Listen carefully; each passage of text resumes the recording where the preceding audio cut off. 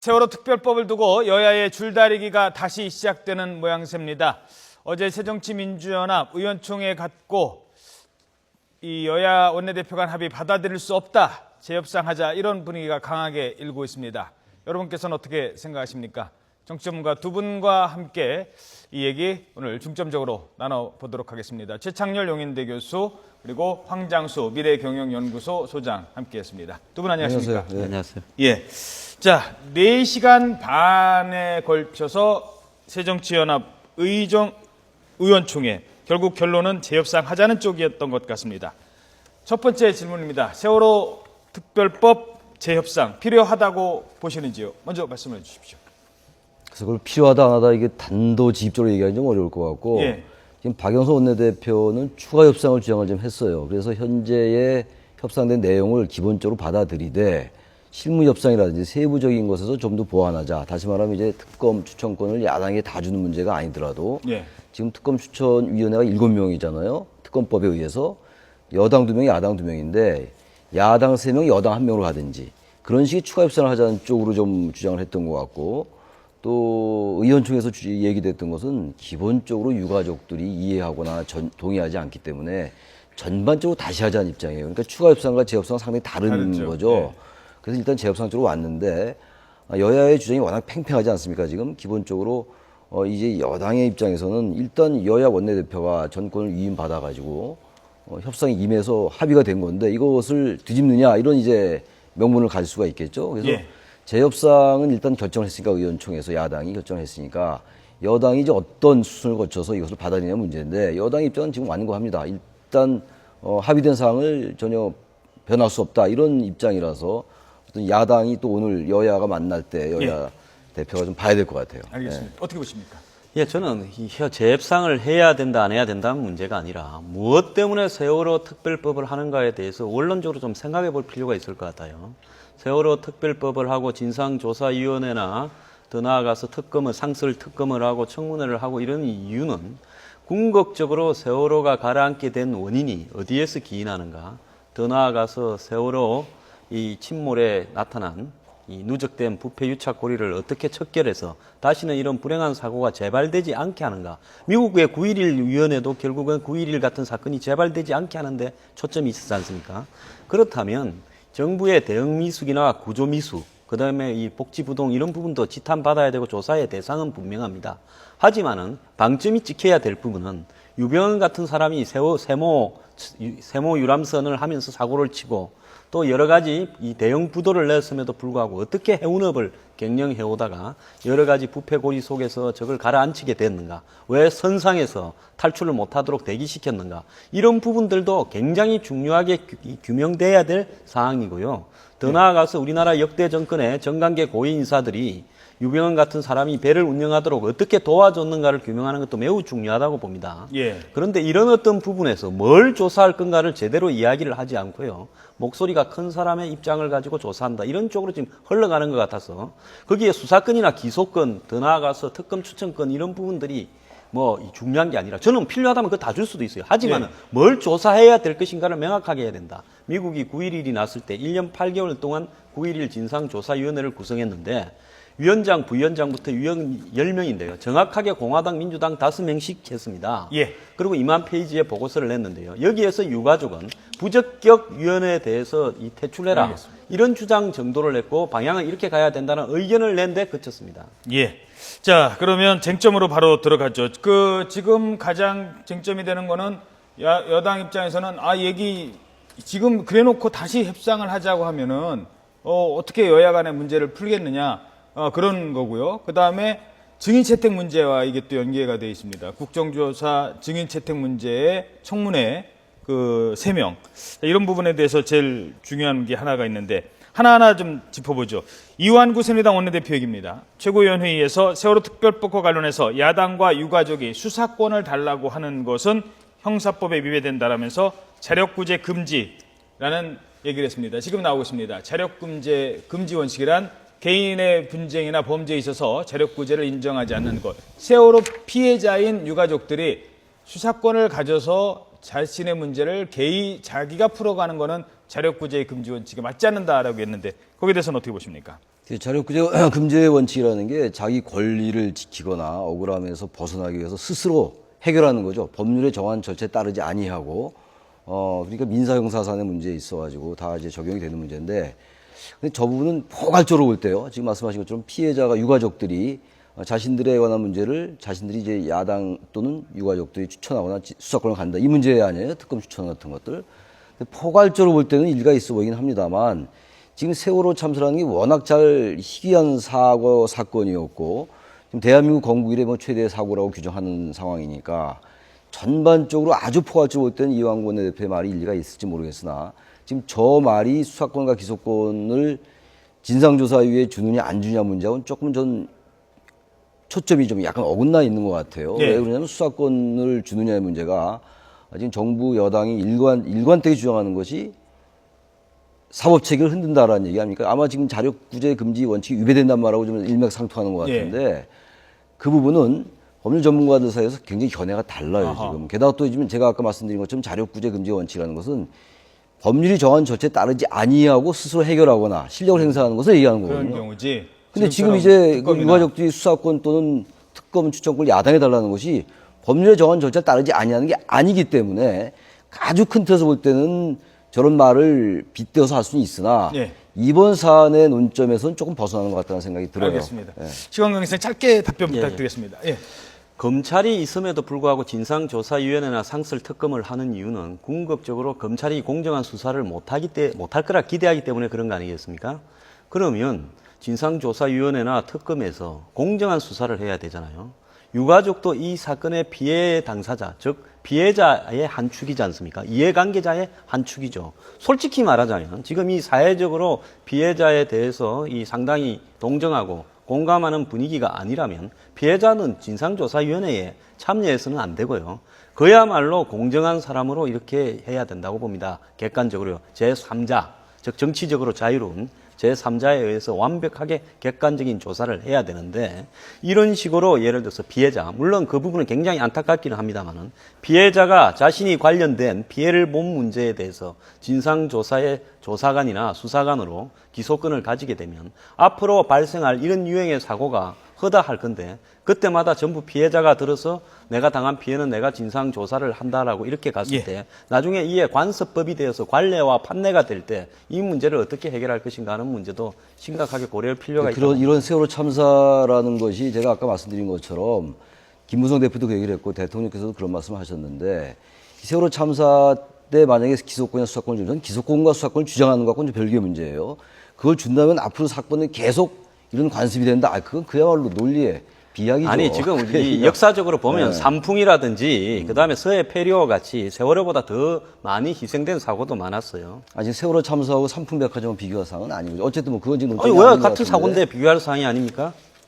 세월호 특별법에 세월호 참사에서 나온 사안들이 그런 게 아니잖아요. 지금 계속 얘기되고 있는 게 뭐 관피아 문제 그리고 여러 가지 우리 대한민국이 걸어온 길 압수선제 문제 모든 게 압축돼 있는 거라 우리가 사회적 합의를 본 거 아닙니까?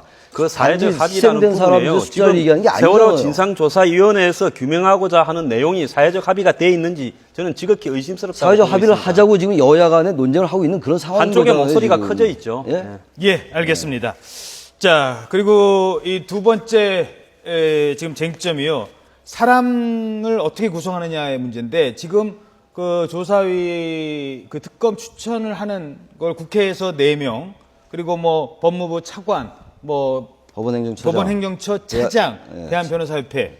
대한변호사협회는 그동안 세월호 유가족 문제를 대변해 왔기 때문에 뭐 야당 몫이라고 친다면 지금 4대 3이 되는 경우거든요. 그럴 여가 수 더 있죠. 많고. 예, 예. 그러니까 그 박 원내대표 얘기는 이거를 여당 몫을 하나, 야당 몫을 셋으로 늘려야 된다. 아마 이런 쪽으로 지금 요구를 하는 것 같아요. 이 부분이 아마 더 들어가는 쟁점인데. 그러니까 지금 현재 어쨌든 여야의 입장이 워낙 팽팽하잖아요. 여야가 합의했는데 어쨌든 박영선 원내대표가 당의 추인을 못 받은 거란 말이죠.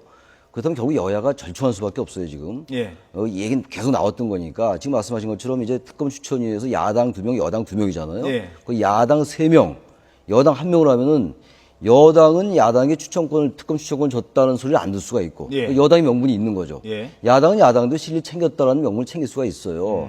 그런 것들 모색할 필요가 있다고 저는 보고 예. 완전하게 여당에게 야당이 새정치연합이 우리에게 특검 추권 주시오. 그건 여당으로서 받아들이기 어려운 입장이 현실이란 말이죠. 또 하나 우리가 현실적으로 생각해야 될 게 이게 만약에 지금 유가족들의 이해나 이런 동의가 전제되지 않는다면요. 통과되기 어려울 것 같아요. 진상조사위 추천이 지금 17명 중에서 유가족 3명 추천이 돼 있잖아요. 유가족 추천을 안 할 수가 있을 것 같아요, 저는. 예. 그렇게 되면 이 자체가 성립이 안 된다면은 또 하나 그게 성립된다 하더라도 국회 선진화법이라는 게 있지 않습니까? 통과 안 될 수도 있고 이런 여러 가지 생각해서 야당이 만약에 완전히 공공에 몰리게 되면요 여당도 굉장한 타격을 받을 것 같아요. 이 여야 힘의 균형이 완전히 깨진 상태거든요. 이 재보궐선거의 이 압승 참패 때문에. 그래서 일단 그런 것들을 실무 협상이나 전 추가 협상 또는 재협상이라고 말의 표현은 뭐가 됐든 간에 좀 어느 정도 절충안을 마련할 필요가 있을 것 같아요. 그러니까 야당이 좀 숨통을 트일 마지막 퇴로를 좀 그럼요. 만들어내기 위해서는 추천위원을 하나 더 주는 게 낫다. 어떻게 보십니까? 저는 이 추천위원 구성은요, 진정으로 이 규명을 제대로 하기 위해서라면 더 양보할 수도 있다고 봅니다. 예. 근데 상설 특검을 뭐 때문에 하는가? 즉, 검찰이 유병헌 사건, 그 다음 세월호 침몰 사건에 대해서 수사를 지금 몇 달간 해왔지 않습니까? 그건 석 달 이상요. 오늘 뭐 중간 수사 결과 발표도 한다는데. 근데 검찰이 밝히지 못한 부분을 조사하기 위해서 상설 특검을 하는 거 아닙니까? 그러면 상설 특검을 한다면 거기에는 뭐가 들어가야 되냐? 국회의원들 스스로가 유병헌 씨하고 어떤 관계가 있는가, 정관계 고위직들이 어떤 관계가 있는가, 역대 대통령들이 어떤 관계가 있는가 하는 부분에 대한 조사 내용들도 들어가야 될 거 아닙니까? 또 예를 들어서 골프채 50억 원어치가 어디로 갔는가 이런 내용들을 조사하겠다 한다면요. 저는 그 추천위원회 구성은 어떤 형태로든 관련이 없다고 봐요. 양보해도 좋다고 봅니다. 그런데 상설 특검에서 뭘 조사하겠다라는 범주에 대해서 내가 제대로 들어본 적이 한 번도 없어요. 지금까지요. 그래서 그 상설 특검이 조사해야 될 내용이 과연 국회의원들 스스로에 대해서도 칼을 댈 만큼의 부분, 또 역대 권력에 대해서도 칼을 댈 만큼의 부분, 이런 것들이 돼야 세월호가 다시는 가라앉지 않을 거 아닙니까? 한국 사회에 돈 많은 사람들, 힘 있는 사람들이 전부 유병헌이한테 다 놀아놨잖아요. 이런 부분을 조사하기 위한 부분이라면 저는 이 특검 추천위원을 양보할 수 있다고 봅니다. 우리 황 소장께서는 계속 유병헌 말씀하시는데 저는 제 말씀 들어봐. 유병헌 이야기 한 게 아니라 상설 특검을 뭐 때문에 합니까? 아니 말씀을 제가 제가 한 이야기가 아닌 말씀을 하니까 그래요? 제가 이야기하는 거예요. 유병헌 말씀을 하셨잖아요. 그래서 그 말씀을 드리는 거예요. 왜 화를 내고 그러세요? 제가 화를 내는 게 아니라 제 말을 아닌 말을 하기 때문에. 유병헌 관련 말씀을 하셨잖아요. 그걸 제가 팩트를 얘기하는 거예요. 지금 그거에 대해서 무슨 반박 지적 이런 건 별도로 하고 이 상설 특검 문제라는 수사권 문제라는 게 유병헌에 국한된 게 아니란 말이죠.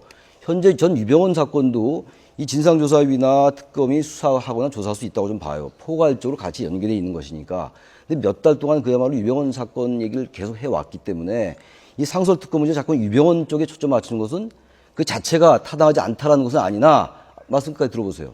이 자체의 완전한 포인트는 좀 벗어나 있는 것 같아요. 자, 그럼 제가 하나 물을게요. 상설 특검을 무엇 때문에 합니까? 이 무슨 상설 저한테 특검입니까? 물어보시는 거예요, 지금? 예, 이 무슨 자리에서? 상설 특검입니까?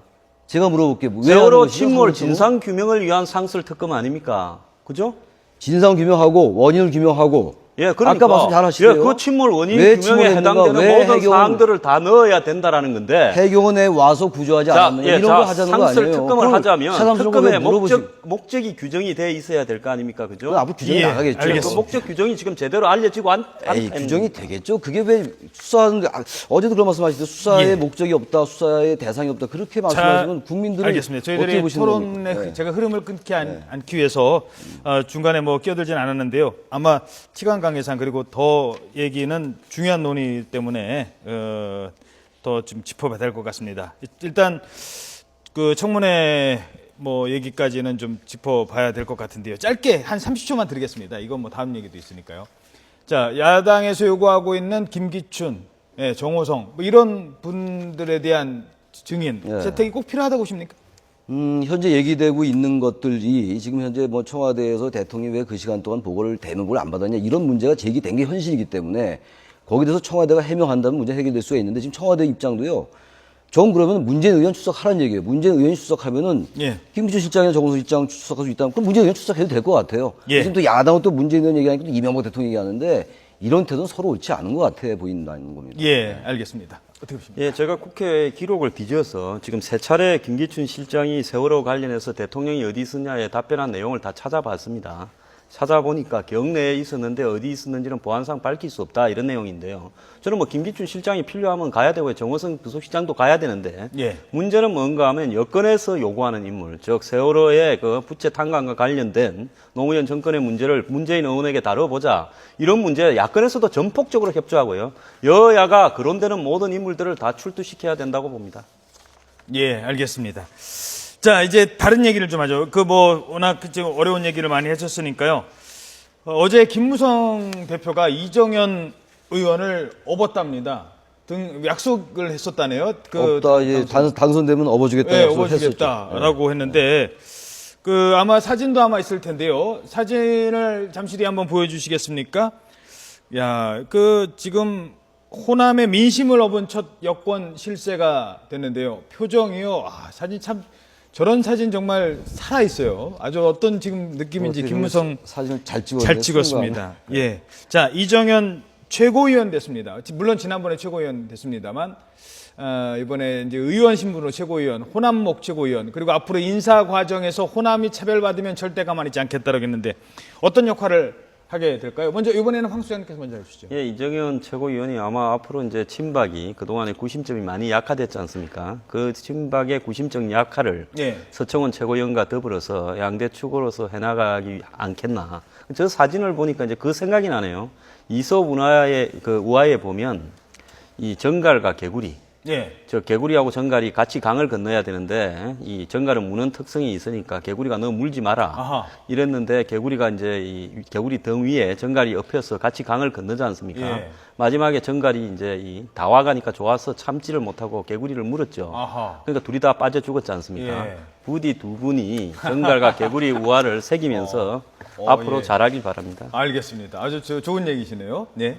좋은 말씀 하셨고 지금 어쨌든 이정현 최고위원의 그 당선은 이정현 당선 그 자체보다도 대한민국에서 광주 전남에서 88년도 소선거구제가 채택된 이후에 민주화 이후에 첫 총선이 13대 총선이었거든요. 예.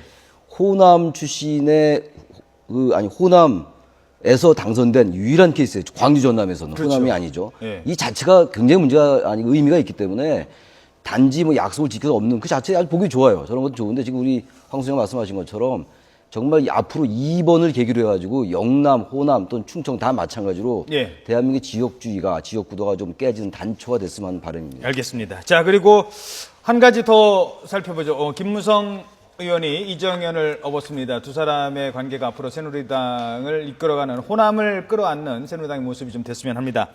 오늘 조선일보에서 이 기사가 하나 나왔었는데요. 전두환 전 대통령이 노태우 전 대통령을 문병을 갔다고 합니다. 요즘 노태우 전 대통령이 몸이 많이 안 좋으신 것 같더라고요. 괜찮으시다고 그런 얘기를 합니다. 그래서 가서 이런 얘기를 했답니다. 이 사람아, 나를 좀 알아보겠는가? 그런데 알아보면 눈 좀 껌뻑여봐. 그랬더니 눈을 껌뻑였다는 이런 소식이 들렸습니다. 그래서 오늘 잠깐 이 얘기를 하려고 하는데요. 두 사람의 애증에 60년이나 됐습니다. 60년이 넘었어요, 지금 두 사람의 관계가. 지금 이제 애증 말씀을 제가 드렸는데 애증 말씀을 하셨어요. 예. 예. 저희 장미정님께서 준비해놓고 계속 예. 기다리고 있었어요. 그 얘기 듣고 질문 드리겠습니다. 네. 네, 전두환과 노태우와 전두환, 이 1980년대 군사정권에서 문민정권으로 역사의 수레바퀴가 굴러가는 시점에 주건희, 박건희 대통령직을 수행한 이 두 사람은 60년직이라고 하는데요. 그 애증의 60년 되짚어보겠습니다. 자, 먼저 육군사관학교 시절로 거슬러 올라가 보겠습니다. 두 사람은 육군사관학교가 정규 4년제가 된 뒤 첫 졸업생인 육사 11기 동기로 만났는데요. 육사 11기 모임인 이 하나회를 통해서 군인에서 정치인이 되기 시작합니다. 5.16 당시 육사 생도들의 정변 지지 시위를 주도하고 이후 12.12 쿠데타를 일으키며 군부를 장악하는 데 함께했습니다. 네, 전두환 전 대통령은 5.18 광주 민주화 운동 당시 유혈 진압을 주도하면서 실권을 장악했습니다. 이후 1980년 대통령이 된 뒤 장기 집권의 꿈까지 키웠는데요. 민주화를 향한 국민들의 염원이 커지면서 6월 항쟁이 일어나고 대통령 직선제를 실시하게 됐죠. 이때 보통 사람 믿어주세요 라고 홍보를 했던 이 노 전 대통령이 대통령으로 당선됩니다. 전 대통령은 이때까지만 해도 노태우 후보를 대통령으로 만들고 정치적 영향력을 행사하겠다 이런 생각을 가지고 있었던 것으로 알려졌습니다. 하지만 믿었던 친구는 자신의 살 길이 더 급했습니다. 전두환이라는 그늘에 가려 늘 그림자 역할만 했던 노 전 대통령은 50 비리 청산을 이유로 전 대통령을 백담사로 보내고 정치권에서 물러나게 했습니다. 이 두 사람의 화려했던 시절은 이내 가고 1955년 이렇게 나란히 죄수복을 입고 구속수감됐습니다. 하지만 1997년 특별사면을 통해서 구속 2년여 만에 출감을 했고 지난 2002년부터 노 전 대통령은 전립선 암 수술을 받고 투병 생활을 시작했는데요. 현재 노태우 전 대통령 병세가 매우 위중한 것으로 알려지고 있습니다. 네, 자 노태우 전 대통령 병세가 위중합니다. 황 수장님께 먼저 질문 드리겠습니다. 뭐 시간이 없어서 간단하게 답변 부탁드리겠습니다. 왜 갔을까요? 예, 두 분이 여러 가지 감정이 교차하겠죠. 한 30년 이상을 동지 관계로서 같이 그 쿠데타까지 했지 않습니까? 그래서 권력을 나란히 또 잡았죠. 근데 권력의 정점에 이르렀을 때 서로 상대를 믿지 못하고 예. 상대에 대해서 이 또 박해를 가하기도 했지 않습니까? 그렇죠. 그러다가 이제 95년에 와서는 YS에 의해서 두 사람 다 숙청의 대상이 되어서 이 감방에 수감되고 사형 선고를 받았다가 사면을 받았지 않습니까? 그런 상황에서 다시 또 한 20년쯤 흘러서 작년 6월 달에 이 전두환 노태우 법이 간철되면서 두 사람이 또 남은 재산들을 또 다 뺏겼지 않습니까? 그렇죠. 이런 일을 겪으면서 이제 인생의 이제 황혼, 이제 곧 얼마 남지 않은 생에서 친구 한 명은 이제 거의 의식을 잃은 상태지 않습니까? 예. 이런 부분에서 이제 지난 인생을 돌이켜 보면서 해안이 많지 않겠습니까? 그래서 이제 화해를 하고 두 사람이 이제 아마 의식이 맑을 때 화해하고 서로 이렇게 과거를 털었어야 되는데 그러지 네. 못한 부분에서 알겠습니다. 전두환 의식이 있는 전두환 대통령이 움직인 거라고 봅니다. 예, 시간은 많이 못 드리겠습니다. 아까 애증의 관계, 역사적인 평가는 뭐 그렇죠. 차치하고요. 전두환 대통령이 이제 대통령을 마치고 임기 단임 7년이었으니까 6.29 선언을 통해서 노태우 대표로 하여금 대통령을 시키고 그런 다음에 자신이 아마 이제 수렴 총영을 하려고 그랬던 것 같아요. 근데 그게 잘 안 됐죠. 대통령이 되자마자 아까 앵커께서 잘 설명하신 것처럼 백담사로 가게 되고 오공비리 청문회가 있고 그랬어요. 그런 게 이제 애증의 관계예요. 예. 그리고 또 12.11 같이 했었고 예. 1사단장, 9사단장 이런 같이 여기 막 여러 가지 정말 친구가 적이 되는. 11고 예. 친구가 적이 되는 이런 정말 우리 한국 현대사의 예. 굴절된 역사, 이런 왜곡된 역사를 단면을 보여주는 그런 사안이라고 보여져요. 앞으로 아마 이제 뭐 20년, 30년 뒤에 영화를 만든다면 가장 그렇죠. 많은 소재가 될 그럴 두 것 사람의 같아요. 관계가 네. 아닐까 그런 생각을 해봤습니다. 네, 지금까지 최창렬 용인대 교수, 황장수 미래경영연구소 소장님이었습니다. 두 분 고맙습니다.